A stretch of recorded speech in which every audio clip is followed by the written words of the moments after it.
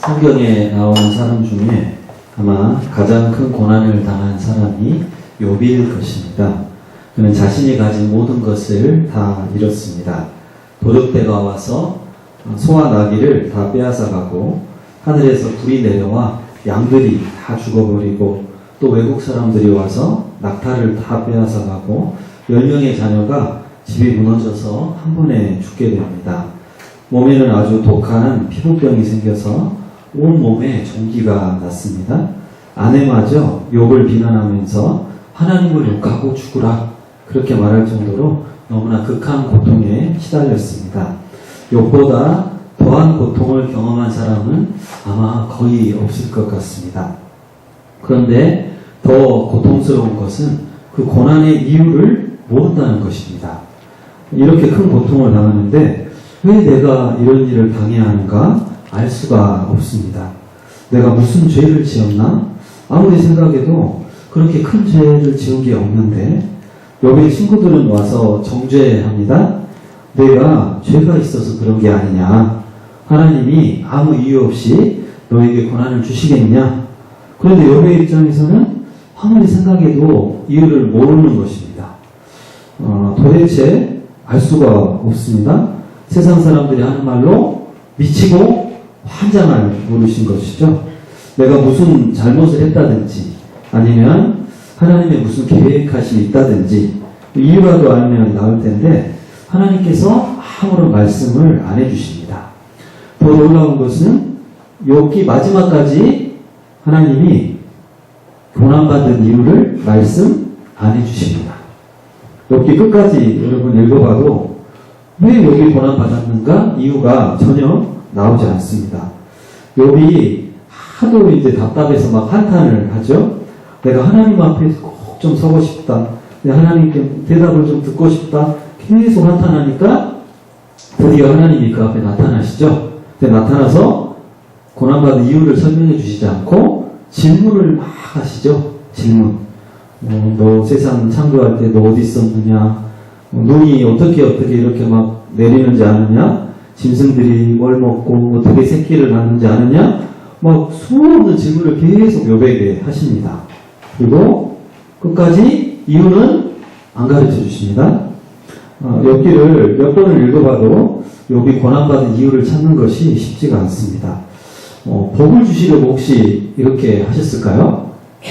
욥이 나중에 2배로 복을 받잖아요. 2배로 복을 받는데 시련을 주시고 나서 그 상으로 2배 복을 주시려고 그러셨을까요?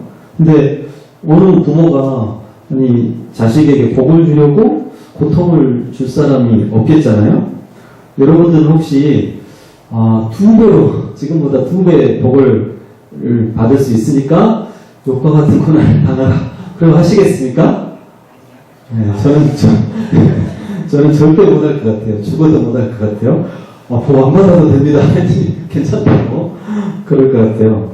그러면 사탄하고 내기에서 하나님이 이기시려고 혹시 그랬을까요? 사실 욥의 고난이 거기서 시작이 된 건 맞잖아요. 맨 앞에 하나님이 사탄하고 이렇게 대화하시다가 너 욥을 봤느냐? 욥과 같이 막 순전하고 정직하고 하나님 경외하고 악에서 떠난 자가 없다. 막 자랑하니까 사탄이 딱 그러죠. 에이 하나님이 복 주시니까 그렇죠. 다 빼앗아 버리면 분명히 하나님 욕할 거예요.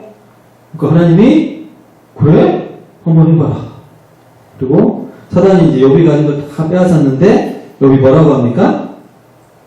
주신 자도 여호와시요 취하신 자도 여호와시니 여호와의 이름이 찬송을 받으실 것이다.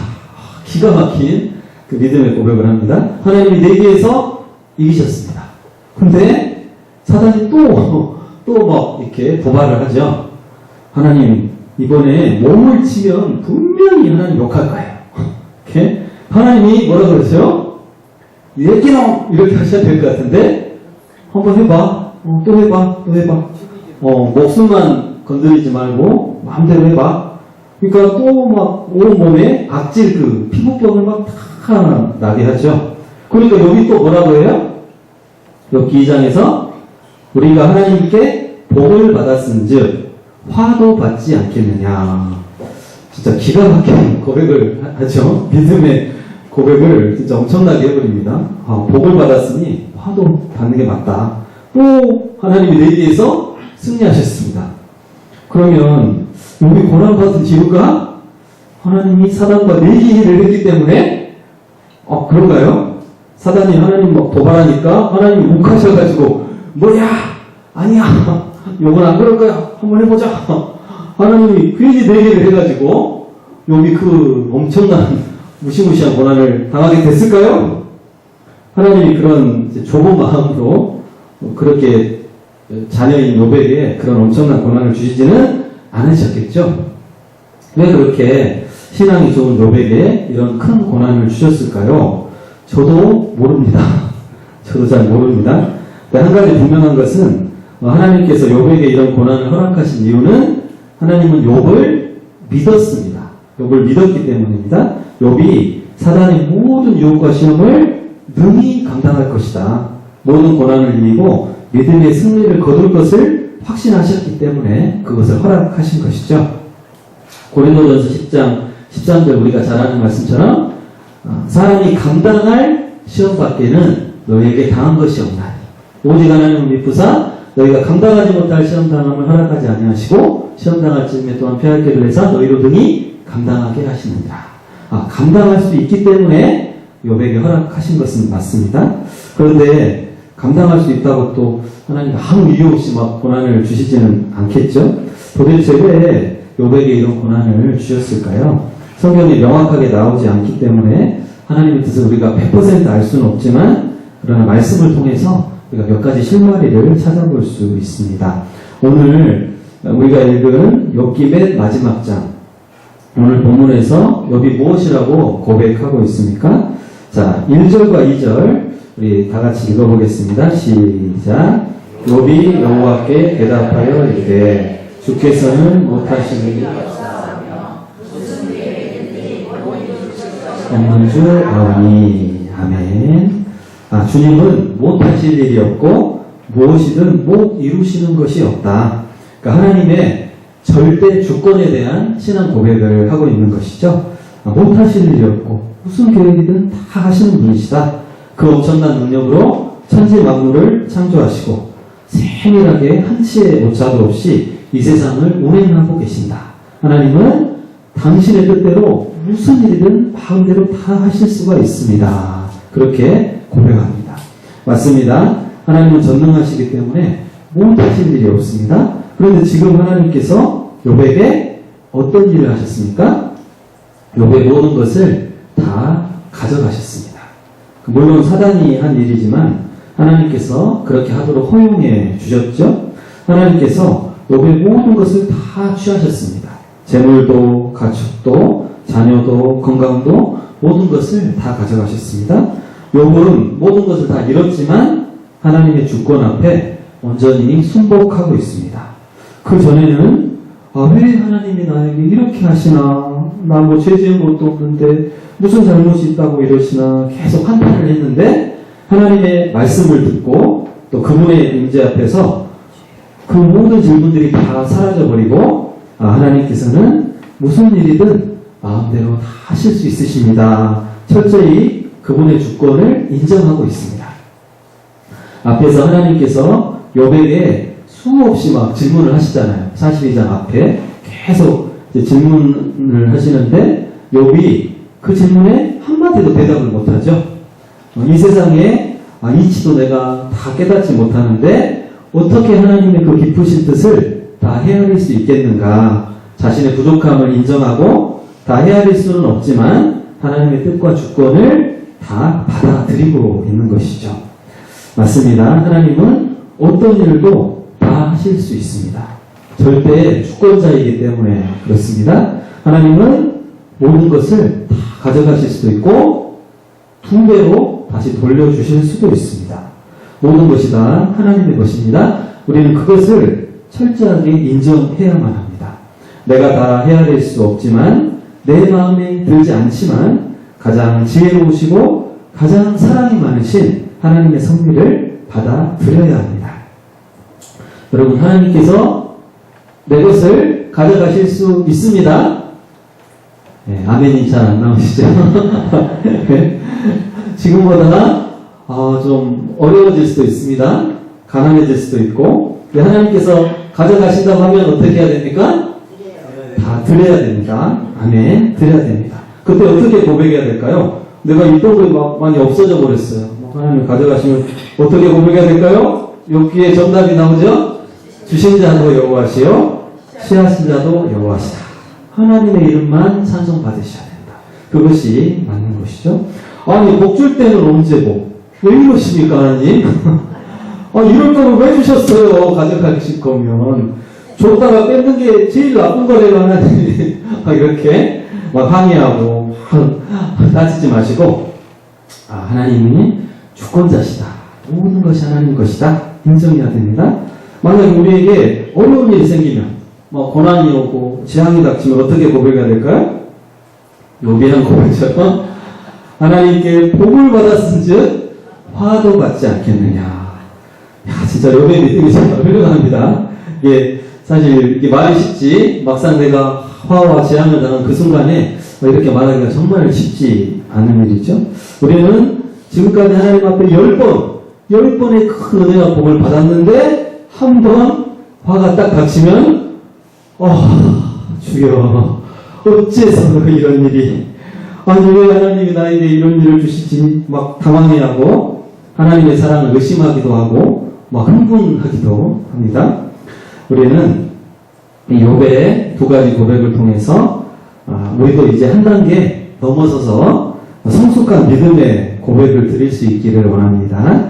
우리 언제까지나 그냥 어린아이처럼 복을 주시면 막 좋아하고 헤헤헤 좋아하고, 그러다가 조금만 안 좋은 일이 생기면 막 화내고 막 짜증내고 하나님 사랑 의심하고, 나 사랑하는 거 맞아요? 막 이렇게 그러지 마시고, 여러분 좋은 일이든 안 좋은 일이든 철저히 하나님을 신뢰하시고 믿음으로 주님과 동행하시기를 원합니다. 욥의 고난을 통해서 먼저 하나님의 주권이 드러났습니다. 그 다음에 또 하나님은 어떤 일을 이루실까요? 하나님께서 욥의 고난을 통해서 이루신 세 가지의 일이 있습니다. 첫째는 욥 자신에게, 그 다음에 사탄에게, 그 다음에 욥기를 읽는 우리 성도들에게 이 세 가지 일을 하셨습니다. 먼저 욥에게는 고난을 통해서 정금과 같은 신앙을 갖게 하시고 하나님의 깊은 임재를 체험하게 해주십니다. 우리 오늘 본문의 5절 보시면 5절 같이 읽어보겠습니다. 시작. 내가 주께 대하여 귀로 듣기만 하였으나 그를 배움나이다. 아멘. 이제는 귀로 듣기만 하였는데 지금은 눈으로 직접 주님을 뵙는다. 욥은 이전에도 믿음이 좋았고 여러 가지 영적인 체험을 분명히 많이 했을 것입니다. 그러나 극단의 고난을 통과하면서 그 누구도 만나지 못한 하나님을 만나게 됩니다. 이 뼈와 살을 찢는 것 같은, 오장 육부가 막 찢어지는 것 같은 그런 고난 속에서만 만날 수 있는 그 하나님을 만난 것이죠. 하나님께서는 욥의 고난을 통해서 욥과 아주 깊은 영적인 만남을 갖게 해주십니다. 우리가 잘 아는 욥기 23장 10절의 말씀, 나의 가는 길을 오직 그가 아시나니 나를 단련하신 후에는 내가 정금같이 나오리라. 욥이 본인이 직접 고백한 말이죠. 이 나를 단련하신 후에 내가 정금과 같이, 순금과 같이 될 것이다. 하나님께서는 이 고음의 불을 통해 불순물을 제거하고 순금을 만들듯이 이 고난을 통해 욥의 믿음이 정금같이 되게 해 주셨습니다. 그래서 욥이 6절에 보면 회개한다고 하죠. 6절 보시면 그러므로 내가 스스로 거두어드리고 티끌과 제 가운데에서 회개하나이다. 그러니까 회개하는데, 근데 여러분 이 회개는 보통 우리가 생각하는 회개와 좀 다릅니다. 단순히 그냥 죄를 고백하는 회개가 아닙니다.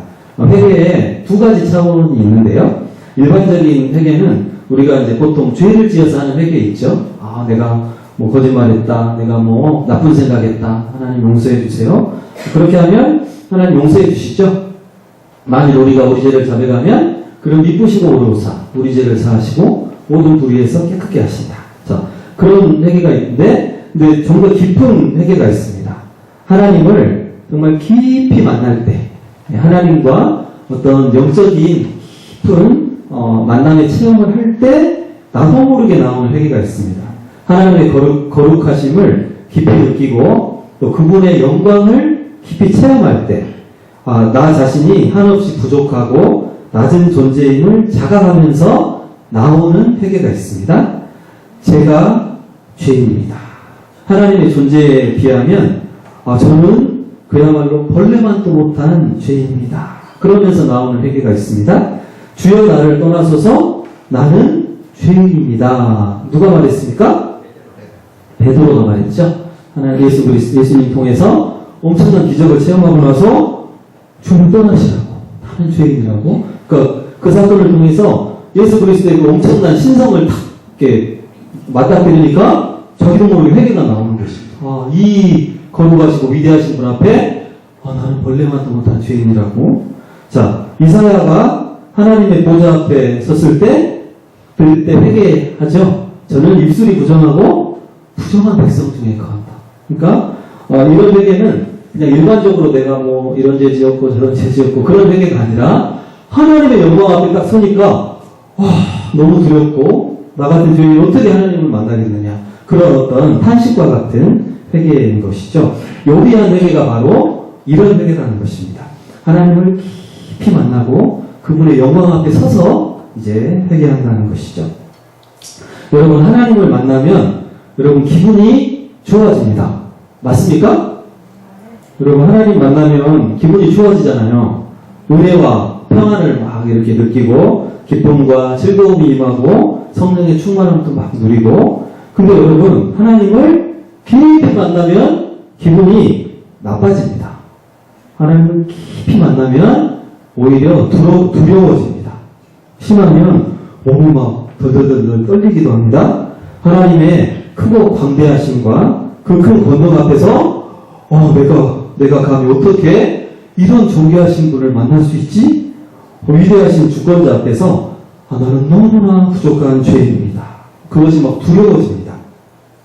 그러나 그 안에서 정말로 깊은 하나님의 임재를 이제 체험하게 되는 것이죠. 베드로나 바울, 이사야가 만났던 그 하나님, 그런 놀라운 체험을 하게 됩니다. 욥이 바로 그 고난을 통과하고 난 후에 이런 놀라운 하나님과의 만남을 체험했다는 것이죠. 자, 욥에게는 고난을 통해서 정금과 같은 신앙을 이제 허락하셨고, 자, 사탄에게는 어떤 일이 일어났을까요? 하나님과 그 내기를 했는데 사탄이 완전히 져버렸잖아요. 그러니까 엄청 부끄러웠겠죠. 사탄이 분명히 욥이 신앙 버릴 거라고 했는데 더 막 하나님 찬양하고 하니까 사탄은 엄청나게 부끄러워했을 것입니다. 하나님은 욥을 통해서 사탄을 부끄럽게 하셨고 또 그를 꾸짖고 계셨습니다. 욥은 모든 것을 다 잃고도 비참한 상황 속에서도 하나님을 끝까지 믿고 하나님 찬양했는데, 사단은 어때요?